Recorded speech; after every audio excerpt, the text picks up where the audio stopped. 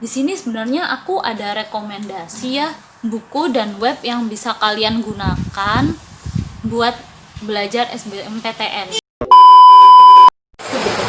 Hai, salah sana ya.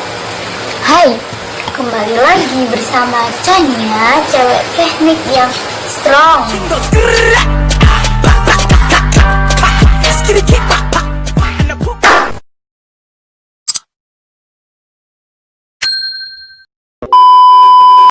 Hai, ya kembali lagi sama aku Chania.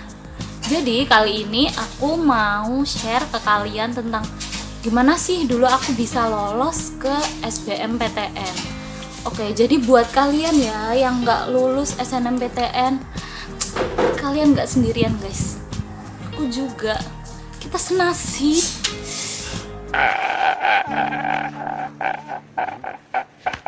Jadi sebenarnya dulu aku tuh udah pede ya, kayak SNM aku bakal keterima nih, karena kalau aku lihat ya rapotku tuh bagus-bagus. Sombong amat. Ya mungkin takdir berkata lain ya. Aku dulu sampai nggak belajar loh, kayak buat SBM itu minim banget, kayak udah nggak usah belajar, aku kan keterima SNM. Tapi ya akhirnya memang aku diharuskan belajar. Oke, langsung aja daripada kelamaan, aku bakal bagiin tips atau rahasia gimana sih aku bisa lolos SBMPTN. Tapi sebelum itu, yang pertama buat kalian yang lagi SBMPTN UTBK sekarang, semangat ya, karena yang aku tahu Nah, dia itu sekarang udah ada 2 tahap ya. Tahap yang pertama tanggal 5 sampai 14 Juli dan tahap yang kedua tanggal 20 sampai 29 Juli. Semangat buat kalian yang UTBK SBMPTN sekarang. Oke, langsung aja. Jadi yang pertama adalah tata niat dan motivasi belajar. Nah, ini tuh harus banget. Kayak kalau kamu nggak punya niat sama sekali, ya buat apa kalian mau ikut SBM? Buat apa nanti kalian kuliah? No. Jadi kalau aku sendiri ya, motivasi aku sendiri tuh dulu pengen buktiin sama orang tua aku kalau aku tuh bakal bisa kuliah meskipun aku nggak keterima SNMPTN. Dan aku pengen banget yang namanya balas dendam gara-gara aku nggak keterima SNMPTN. Oke, yang kedua adalah belajar tipe soal SBMPTN yang banyak. Nah, belajar tipe soal yang banyak ini bisa kalian pelajari dari soal tahun-tahun sebelumnya. Dan kalau bisa banget nih, kalian harus menguasai 10 tahun terakhir soal-soal SBMPTN. Nah, selain itu, kalian bisa masuk di grup-grup Camaba. Misalnya kalian Camaba ITS atau ITB, biasanya tuh bakal ada grup-grup WA gitu, Camaba ITS atau ITB itu, dan di sana kalian bisa saling share pertanyaan atau jawaban. Kalau kalian nggak bisa, kalian bisa tanya di grup itu. Nah, selain itu, caranya lagi kalau kalian ngerjain soal-soal itu, kalian juga harus atur jadwal sebaik mungkin. Wow. Kalau jadwal dari aku ya, sebenarnya kalau pagi itu habis sholat duha jam 8 sampai jam 12, aku biasanya belajar yang ringan-ringan dulu. Kayak misalnya bahasa Indonesia, bahasa Inggris. Nah, itu biar memacu aku belajar dan tetap semangat. Karena kalau kalian langsung belajar yang berat-berat, itu kalian bakal males nantinya. Kalau kalian udah ketemu yang nggak bisa satu ya, pasti aduh, udah rasa-rasa belajar, ya kan? Nah, terus kalau siang sampai ke sore biasanya aku tidur. Dan pas sorenya baru bisa belajar lagi. Kalau dulu aku sore karena aku harus belajar diniyah ya, jadi aku belajar diniyah. Tapi kalau kalian sekarang UTBK-nya kan cuman TPS ya kalau nggak salah di 2020 ini. Nah, berarti kan kalian nggak ada sains tek, nggak ada kayak kimia, IPA, IPS, dan kalau yang sosum kalian nggak ada kayak ekonomi, geografi gitu kan.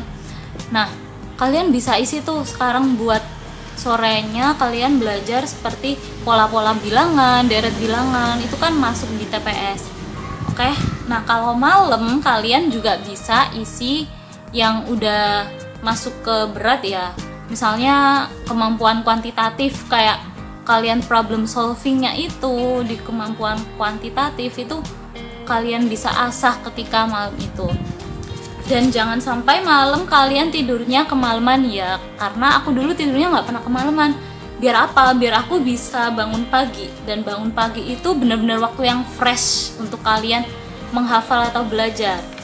Jadi biasanya aku kalau pagi itu benar-benar buat belajar yang sinonim, antonim, buat ngafalin kosakata itu.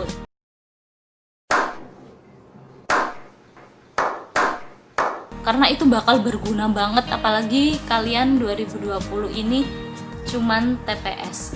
Waktu sebelum subuh biasanya aku sambil nunggu ya sampai subuh, itu bisa buat kalian hafalan. Nah, yang ketiga adalah identifikasi bab yang sudah dikuasai dan belum dikuasai. Nah, ini itu berguna banget. Kenapa? Karena kalian itu bakal paham, oh aku udah menguasai ini, oh aku belum menguasai ini. Jadi yang belum dikuasai itu benar-benar kalian harus kuasai, dan kalian juga bakal bisa paham soal mana sih yang sering keluar dari SBMPTN sebelum-sebelumnya.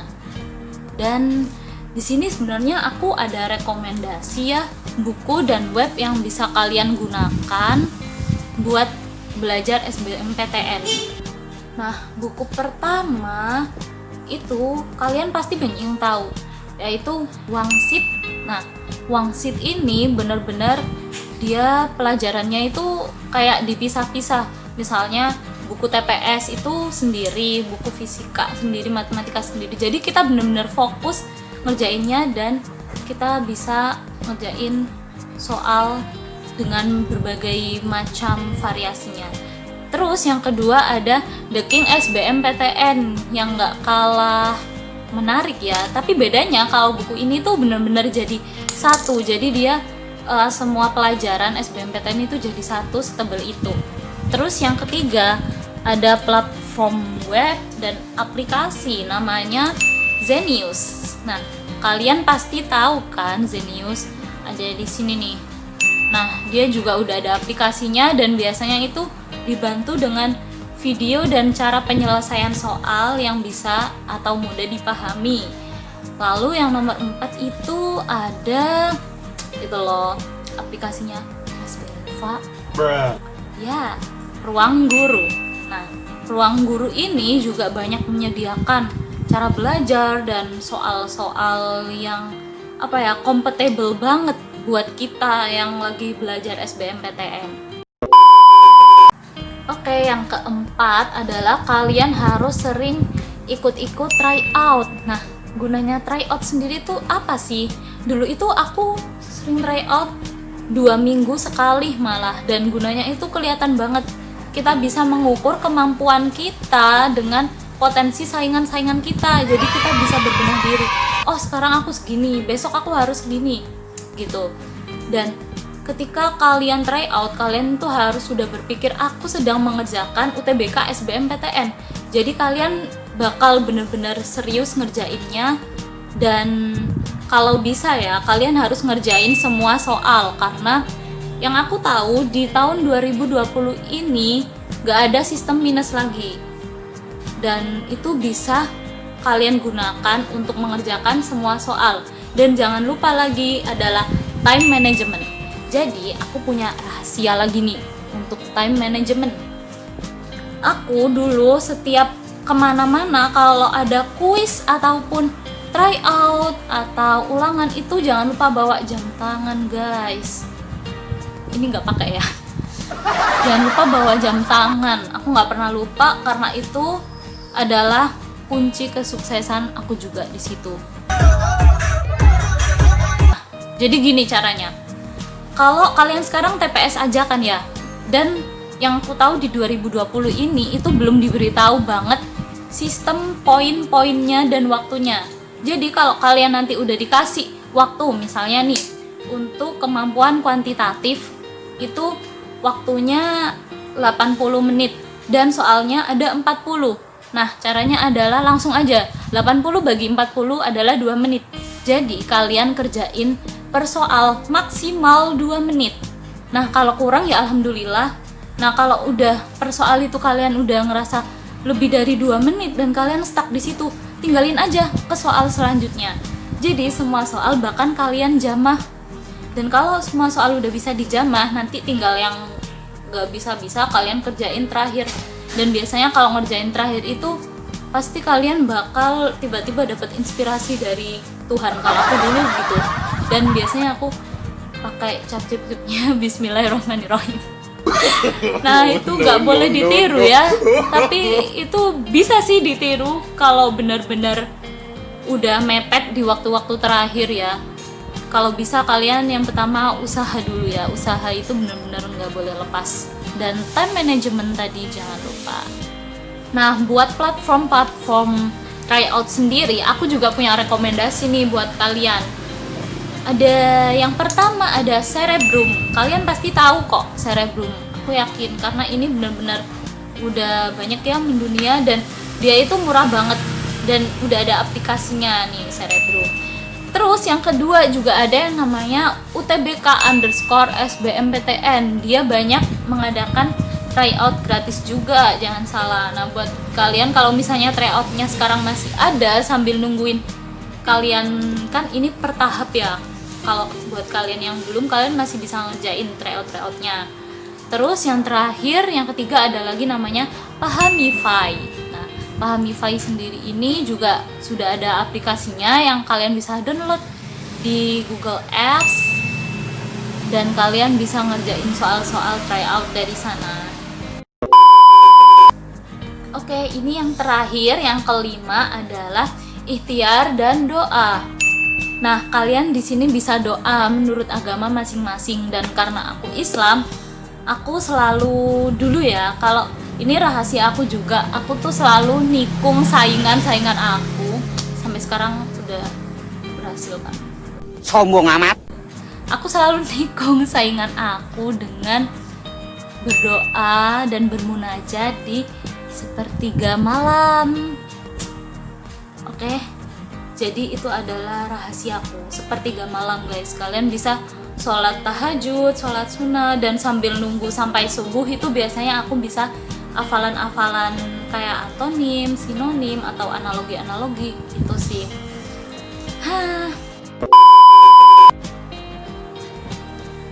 Ya, jadi itu aja video dari aku kali ini.